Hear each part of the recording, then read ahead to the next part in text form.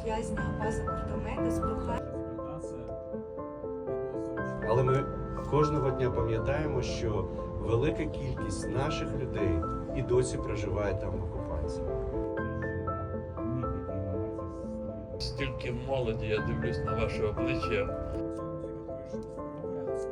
І в цей день ми побачили, що не тільки важливо в такі дні